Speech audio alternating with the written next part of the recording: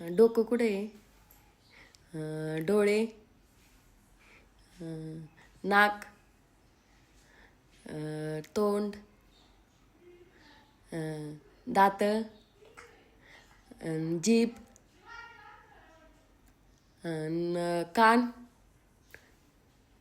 मान, पोट, हात,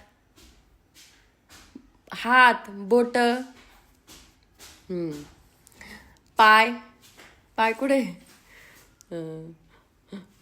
तू शाळेत जातो? कितवीला आहे? उद्या जाणार आहे. कितवीला आहे तू शाळेत? तुझं नाव काय आहे? सांग ना.